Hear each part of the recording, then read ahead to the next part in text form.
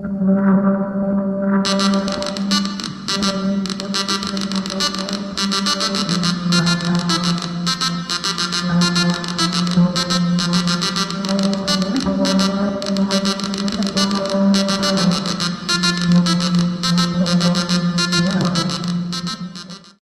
didn't just suddenly wake up one morning and we had the Xbox. We didn't wake up one morning and the internet was there. You know, how did we get there? That's what you want to know about history for. Oh, are we ready to roll? Yeah, we're rolling. What I have next to me is the first bulletin board in the world, CBBS Chicago. People wondered if the C stood for Christensen or Chicago or whatever, and no, it didn't, because there was no such thing as a BBS, so it was a computerized bulletin board system.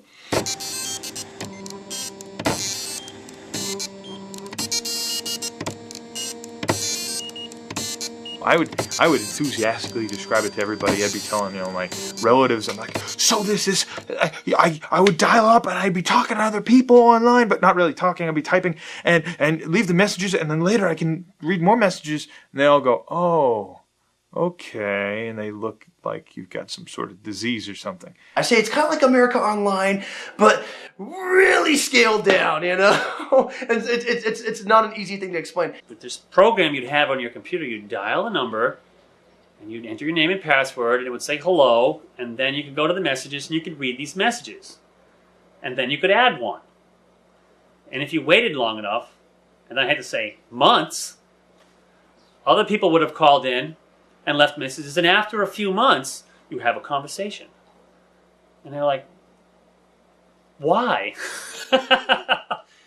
They're all in their early 20s, and it's like, well, that's stupid. I mean, and it is stupid. It was unbelievably stupid. I try telling it to people now. I'm like, imagine AIM is down, and all of your buddies are gone. Your buddy list is empty, and you can't talk to anybody. And there's no email.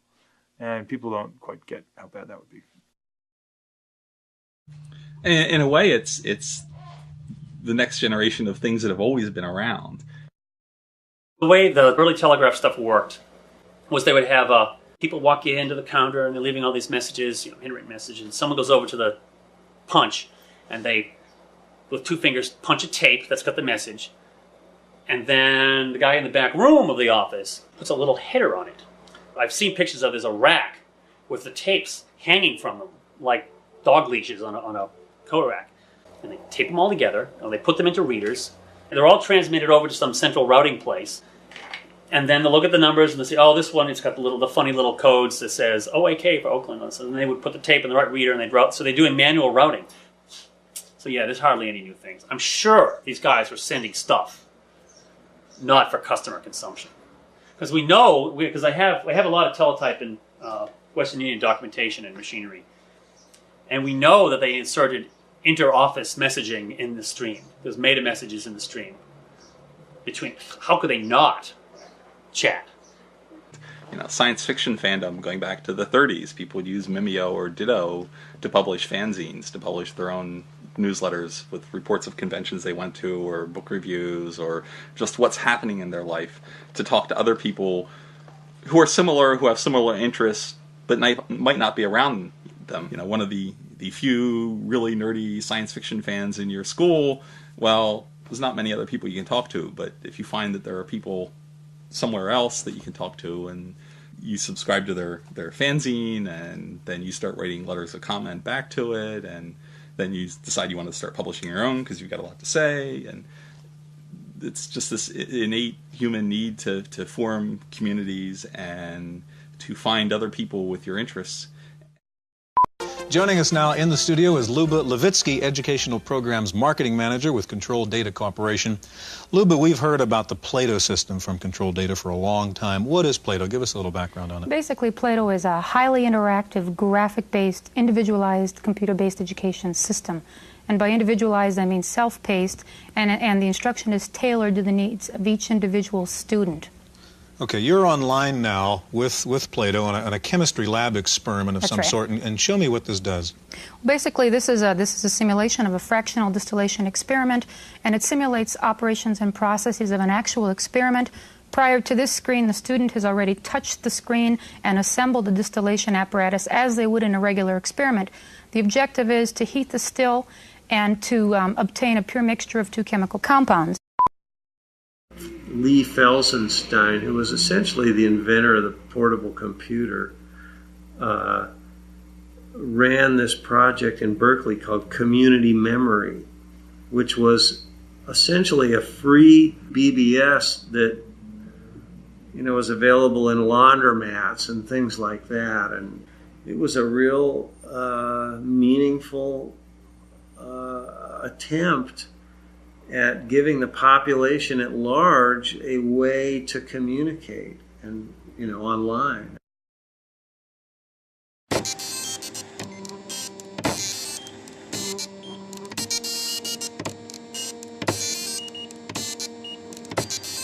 A lot of inventions aren't, an invention where one person comes up with an idea and goes off and builds it.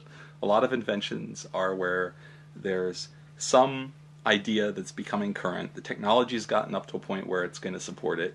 A lot of people know there's a problem. A lot of people are working on it in parallel. A couple of them will come up with solutions. One of them will be able to get commercial success out of it. And, so Thomas Edison's the one we know as the inventor of the light bulb. The other people who were working on it at the same time don't get remembered. Randy Seuss and Ward Christensen were, we think, as far as we know, the first ones to establish a bulletin board. 1974, I learned about microcomputers, and the 8008 was out at the time, and asked what I needed to know, and got into digital electronics. And in 1975, the January issue of Popular Electronics had the Altair computer on the front cover, and I thought, oh boy, I don't have to design and build my own computer from scratch. I can actually buy a kit and have the fundamentals. And I didn't do it right away because I didn't want to be the only person with one. Hard to believe that that's now as universal as they are. So I went ahead and bought an Altair. There was this computer club that was meeting in the Chicago area, and CASH, the Chicago Area Computer Hobbyists Exchange. And that's where I met Randy, and he was the real hardware jock. I was looking for something more to do. And then this damn thing called a computer came along. I had a F8 development kit. This is back before there was any idea of there being a personal computer. It was a little circuit board with a processor. I hand-coded things that would add from 1 to 10 and divide by 7. It was just absolutely amazing that you could make this little thing do that. We said we had our own computer. Wow. Everybody's jaw dropped. I went to a Comdex show where Intel had a booth, and for $300 you could buy a 8080 CPU right off the floor. And I took that home and showed it to my wife, and I said, honey, look at this. Do you realize what I can do with that? You can see how seductive this must have been, because to have your own computer, I mean, it was really amazing, given that they were multi-million-dollar things that you had to share with everybody else. The idea of having your own was pretty seductive.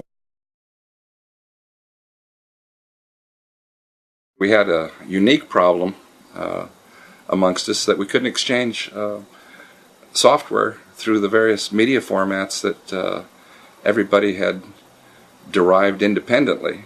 There was not one standard available between things like processor technology sols to Altairs to IMSIs to Chromemcos.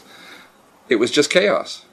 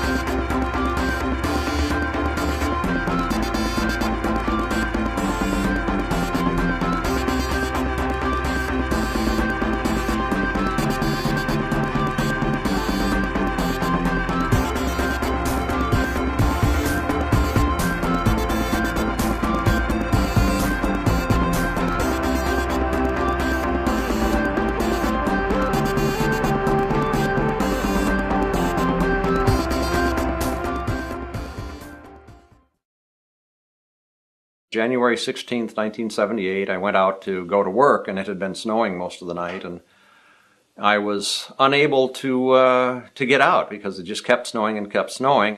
So I think I shoveled for like 2 hours and probably came in at like 9:30, 10 o'clock and realized I was not going to work that day. So I called Randy and I said, you know, I've got the computer club recorder where people can call to find out when the next meeting is and to leave questions and things like that. And why not take that line and put a system on it that people could upload newsletters and things like that, newsletter articles and so on, and we could do a club project. And I remember he said essentially that sounded like a neat idea, but forget the club, because you know what a committee run something will be. It'll take it forever to happen. I had too many years in the Navy to know. No, let's not talk about it. Just do it.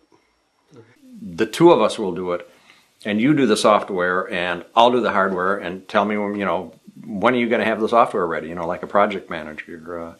The reason everything worked out so well is that we just kind of inherently understood each other. He let me do what I did. I let him do what he did.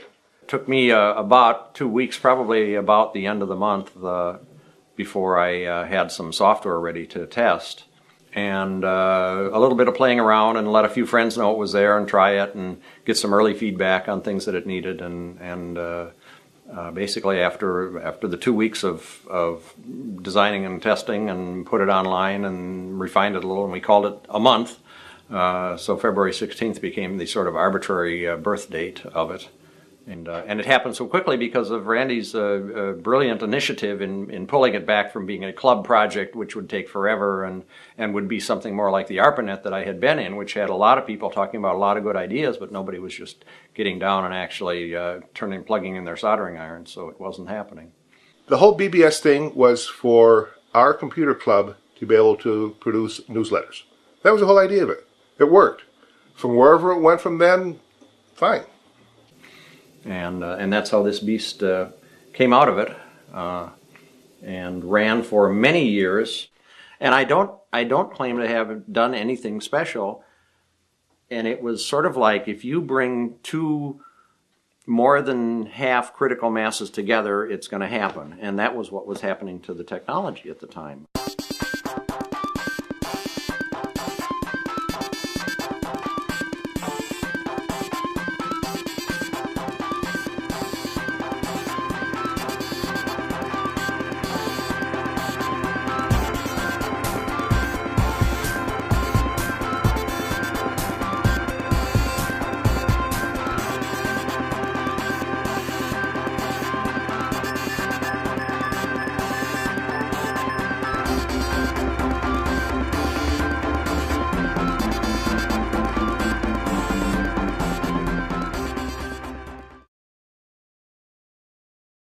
I found Ward's system originally, CBBS Chicago, mentioned in an article, if I recall, it was in InfoWorld.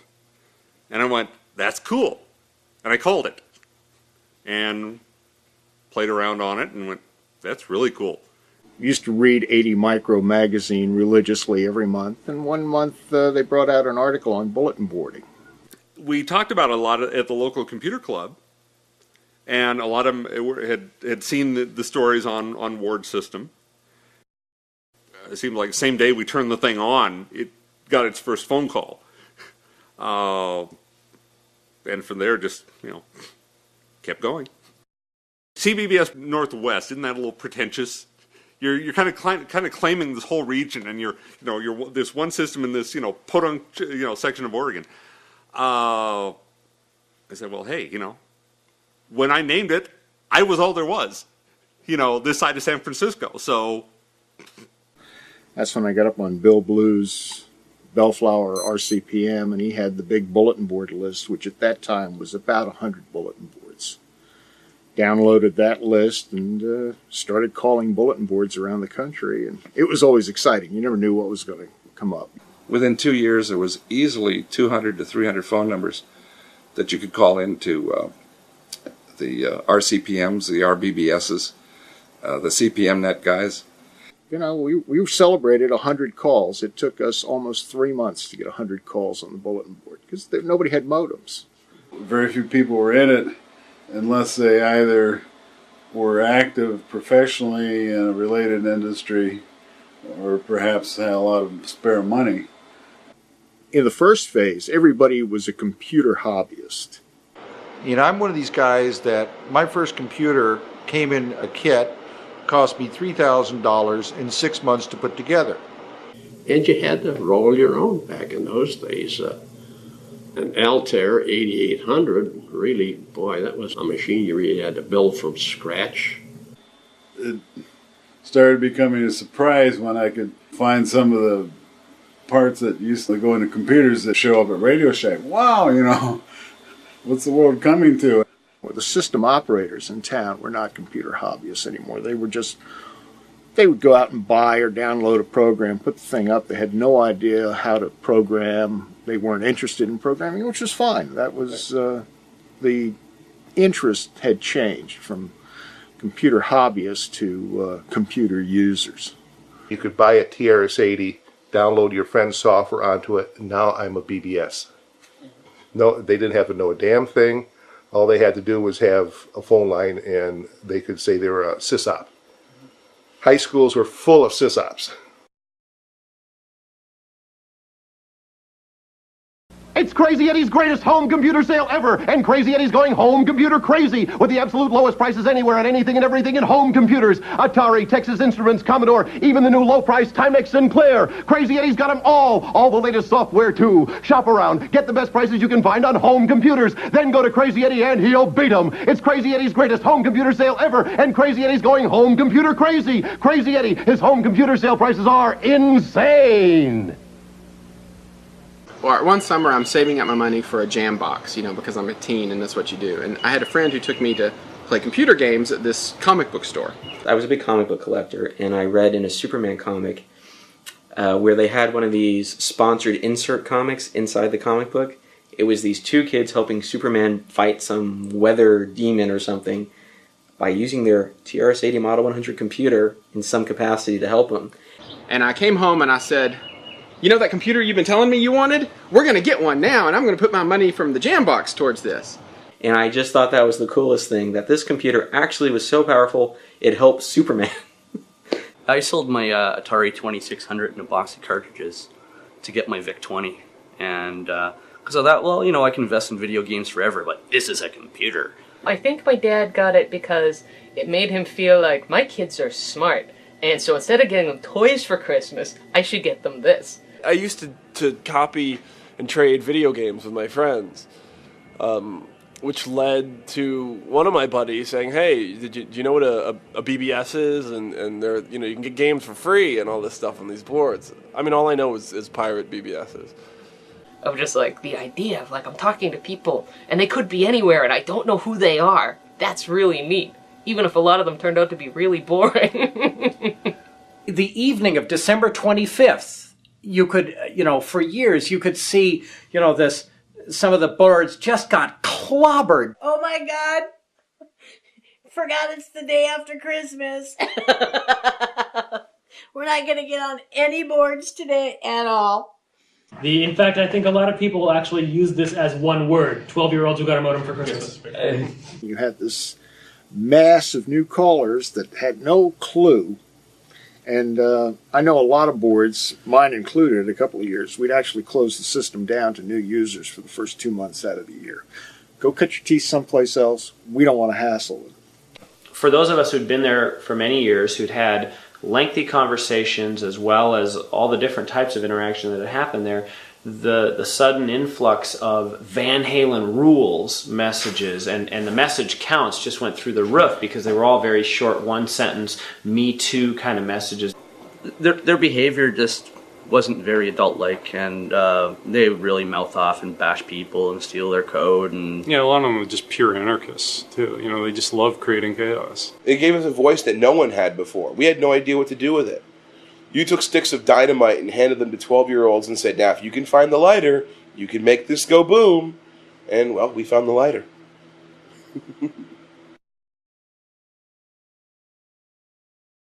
There was a serious rift between any of the 8-bit users, between Apple, between Atari, between Commodore. I refer to them as Ford versus Chevy arguments. There was always this big argument between people who thought Chevy was the best car make and people who thought Ford was the best car make, and there were always this rivalry and this fight between them for what seemed like a completely pointless thing. People get really, really heated. They get very, very defensive of their computers. It's not like you go and you buy a stereo or you buy a blender or a toaster. A computer is a very, very personal thing. It's an expression of how you want to work, how you want to do things. It becomes an extension of yourself, and you tend to protect your own. Each had their own group of followers. Each group of followers was very faithful to the company they chose. Well, Ataris were the best computers ever made. Forget it. The Apple II was the only software thing in town. The Commodore, I think, did more to get people into computers than anything else on the planet. When you thought of Atari, you thought of the highest quality, the best games, the best of everything. So it made sense that, if they come out with a computer, God, it's got to be the best thing around. The Apple was the ultimate hackable piece of hardware. The Lisa was beautiful, so I fell in love with Lisa. Tandy did have a great computer, which you may be talking about, the Coco, the color computer. 64, it was everywhere. They're great, because they're the coolest. You understand what's going on with an Apple II. It's not going to trick you. Nothing sneaky is going to happen on an Apple II. They break down, you put them in the closet, and they heal themselves. The Commodore is definitely the one that I have like 10 of them at home, just in case. I'll have one till the day I die. And so they would invent in their own minds any justification to show that the other computer was a piece of crap. We used to call the Apple people the blockheads because everything was in capitals. They never used their shift keys. Oh gosh, we hated Trash 80. And a TRS-80 guy would never own an Apple, and an Apple guy would never own a TRS-80. I think I didn't like the Commodores, just the way they were shaped. Actually, IBM was kind of like the enemy. The Trash 80s were toys. I remember seeing people, viciously attacking people non-stop in the message boards. They were people that I would actually follow a guy around and keep an eye on him and keep lashing out at him on multiple, bulletin boards. I mean, it got that serious. If you were a Commodore user and you were on our bulletin board, it had to be because you told us you had an Atari or an Apple or a PC. We had zero tolerance for Commodore. And not for any practical reason, except for the fact that you have to delineate yourself from somebody else. We're the Commodore free zone. So that's what we were. So that was probably where a lot of the emotion came from. It's like, why are you making fun of my computer? It's a computer just like yours is. But this extended off of the bulletin boards, these wars, because you would walk into a store and you would hear some Commodore kid that would see somebody looking at an Atari computer getting ready to buy it, and they go, you don't want that. It's not powerful enough. It can't even run a disk drive. It can't run this.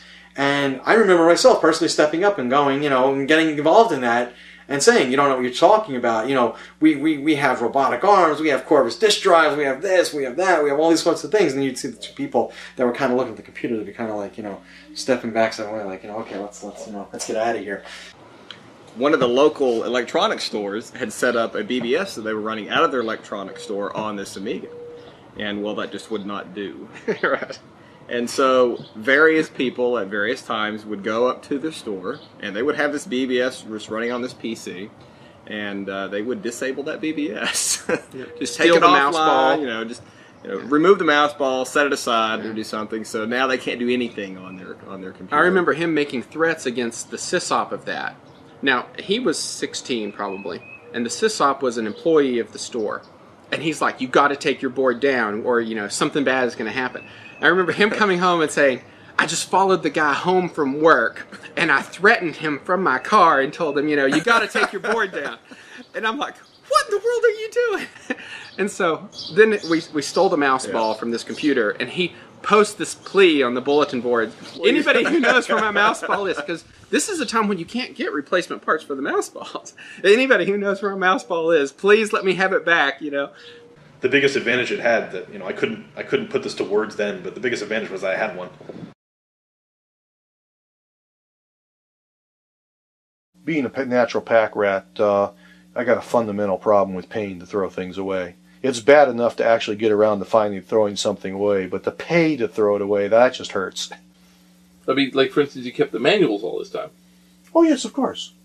What is it without manuals? I've got all the manuals up there. I got printed out docs to my most used shareware stuff. Oh yeah, keep the manuals. From where this thing got deposited, 10 or 15 years ago. No, 15 or 20 years ago, more likely. But to work with my K-Pro, my Signalman 300 baud modem, which when I got it, I thought was the greatest thing going, and even the speed didn't seem too slow, since the printer I had at that time was a 30 character per second printer, so they were both about the same speed. And I used this for a couple years until 1200s finally became affordable.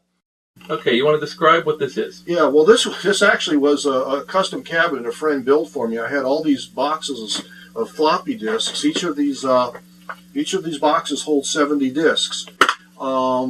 Somewhere around here or so, they changed from 360Ks to 1.2 megs. Basically, these disks here, which numbers from 1 to 1800, are all shareware. This is all DOS, very little Windows, almost all DOS shareware that I collected from BBSs. Now, the entire contents here actually fits on 2 CDs. I've put it on 2 CDs. This station was about the most comfortable station for doing BBSs, because in the slow BBS days, it wasn't that interesting watching. It was about as interesting watching a dryer dry clothes, watching the numbers count. So my little TV set was over there. So the children were younger then, and it was hectic upstairs. This was a place to get away from it all and do my BBSing with the printer right there and TV right there, and just sort of out of everybody's way. But And yeah. how much would you say you spent on this setup? I don't want to know that.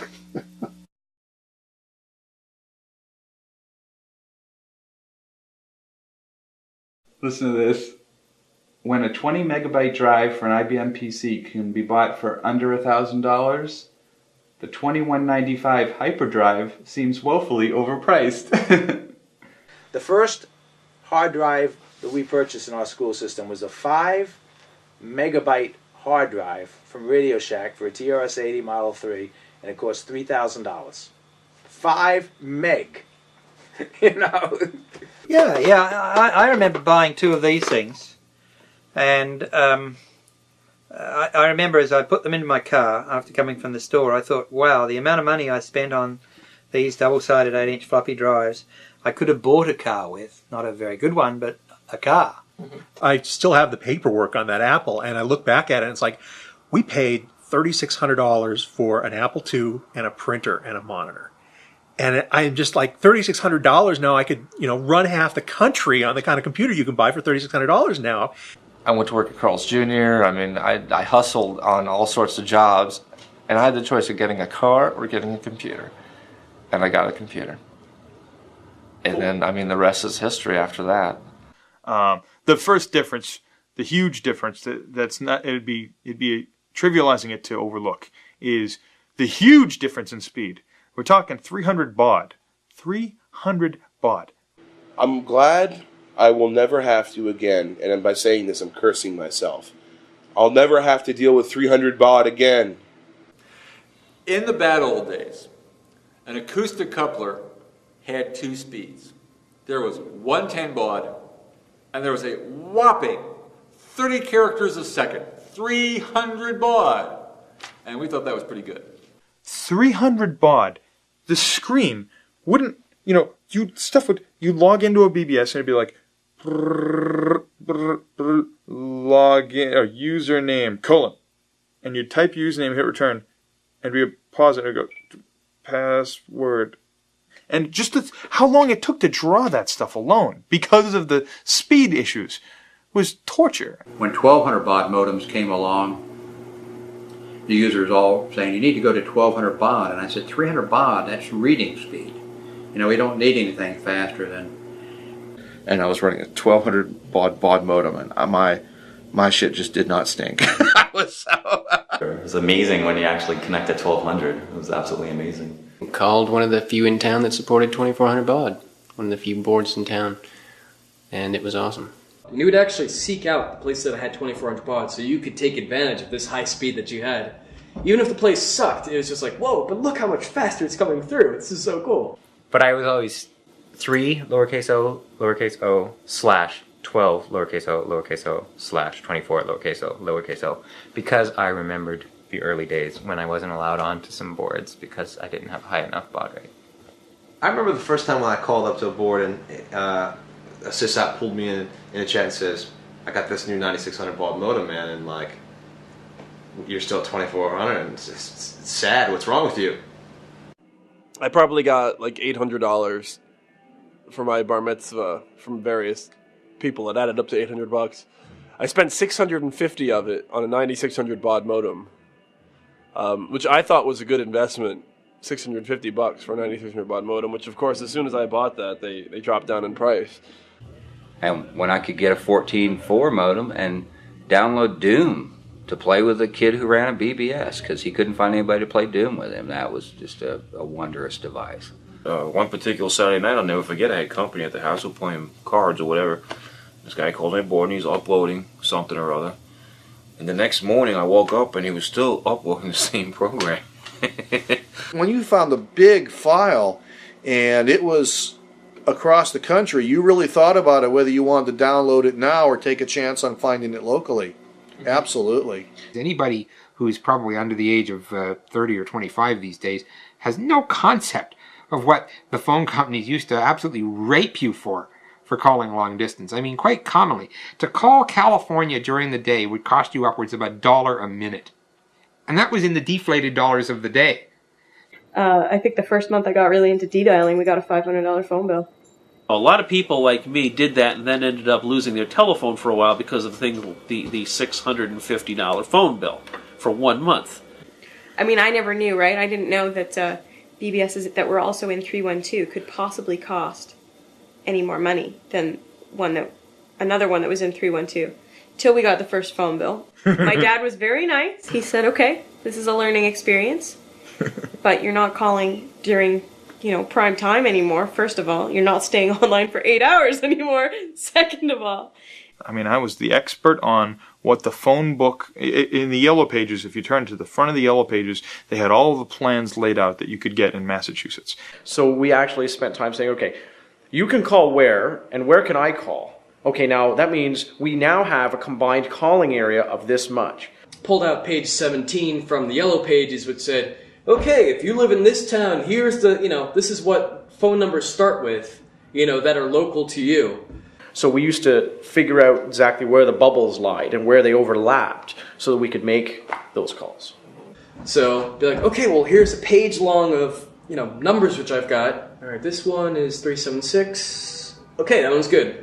Mark that off and I would call that one up. And I actually had to call Illinois Bell, when they were Illinois Bell, and ask them for what they call a band chart.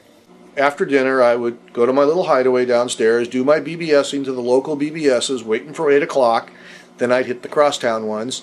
On the weekends, I'd get up before 8, before it went back, and do a couple. Oh, yeah.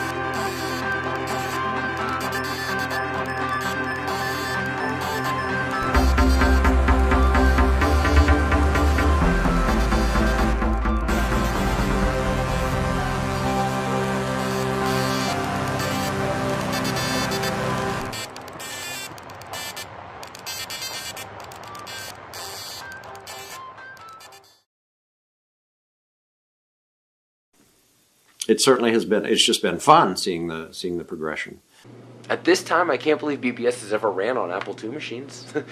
Like, wow, that machine had like a megahertz, not like a gigahertz, like a megahertz, like one, uno. I don't know. You know what I mean? Today, it's almost like It's too easy. Today computers are too much like a computer and less like a typewriter, like it was back then. So, and you don't have. I love this. I miss the sound. That you're typing. You know you're typing. It's gone from just building a computer that works is an amazing thing to, oh yeah, I can build a computer. I want to make one that looks neat. Well, it was the beginning of a revolution. Yeah, it really was. Everything's been revolutionized since then.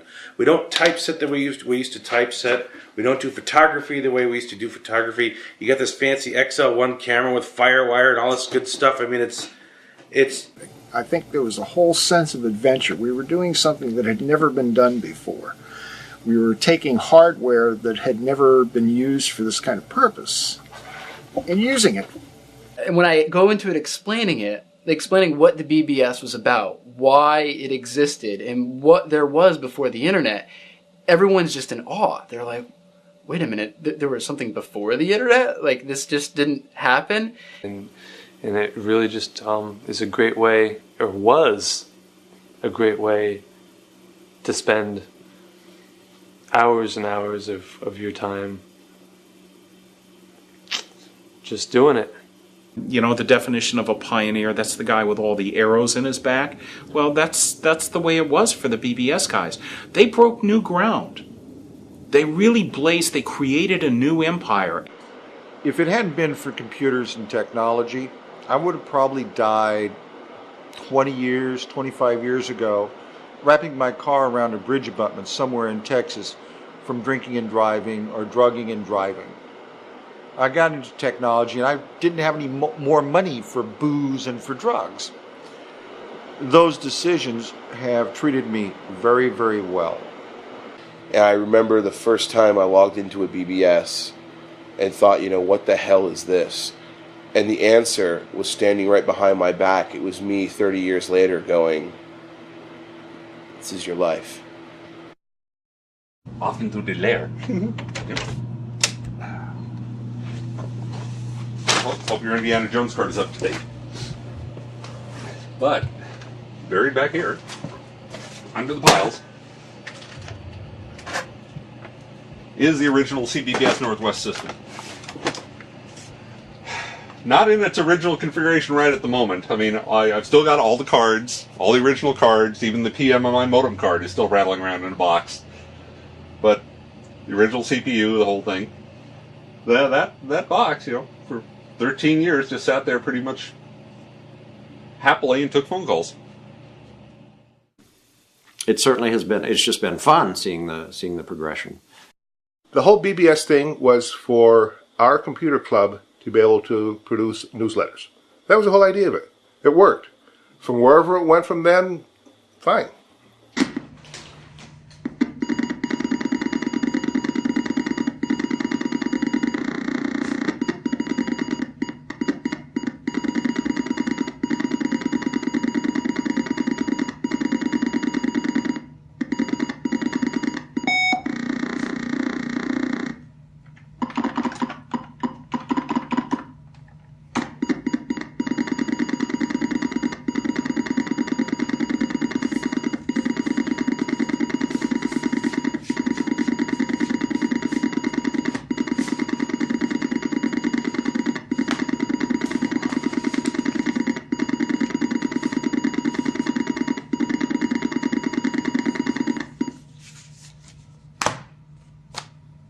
I just loaded the BBS.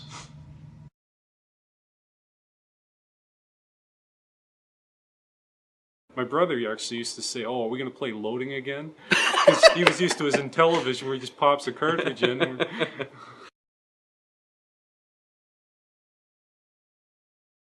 Comment back to it, and then you decide you want to start publishing your own because you've got a lot to say, and it's just this innate human need to form communities and to find other people with your interests. Joining us now in the studio is Luba Levitsky, Educational Programs Marketing Manager with Control Data Corporation. Luba, we've heard about the Plato system from Control Data for a long time. What is Plato? Give us a little background on it. Basically, Plato is a highly interactive, graphic-based, individualized, computer-based education system. And by individualized, I mean self-paced, and the instruction is tailored to the needs of each individual student. Okay, you're online now with Plato on a chemistry lab experiment of That's some right. sort, and show me what this does. Basically, this is a simulation of a fractional distillation experiment, and it simulates operations and processes of an actual experiment. Prior to this screen, the student has already touched the screen and assembled the distillation apparatus as they would in a regular experiment. The objective is... They would put the tape in the right reader and they'd route, so they do manual routing. So yeah, there's hardly any new things. I'm sure these guys were sending stuff not for customer consumption. Because we know, because I have a lot of teletype and Western Union documentation and machinery. And we know that they inserted inter-office messaging in the stream. There's meta messages in the stream. How could they not chat?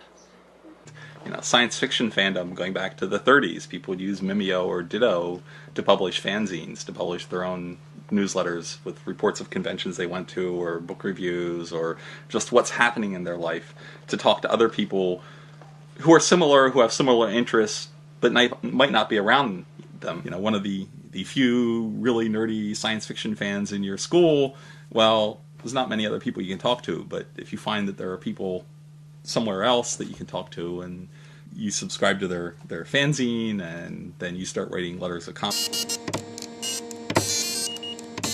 I would enthusiastically describe it to everybody. I'd be telling, you know, my relatives, I'm like, so this is, I would dial up and I'd be talking to other people online, but not really talking. I'd be typing and leave the messages, and then later I can read more messages, and they all go, oh, okay, and they look like you've got some sort of disease or something. I say it's kind of like America Online, but really scaled down, you know? It's not an easy thing to explain. With this program you'd have on your computer, you'd dial a number, and you'd enter your name and password, and it would say hello, and then you could go to the messages, and you could read these messages.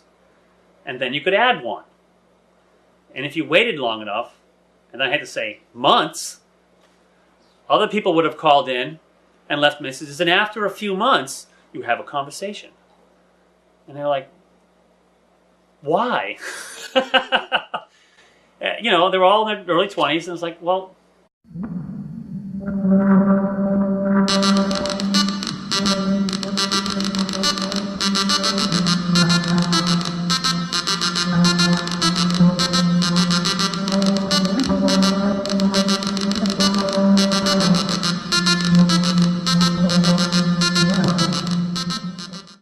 We didn't just suddenly wake up one morning and we had the Xbox. We didn't wake up one morning and the internet was there. You know, how did we get there? That's what you want to know about history for. Oh, are we ready to roll? Yeah, we're rolling. What I have next to me is the first bulletin board in the world, CBBS Chicago. People wondered if the C stood for Christensen or Chicago or whatever, and no, it didn't, because there was no such thing as a BBS, so it was a computerized bulletin board system.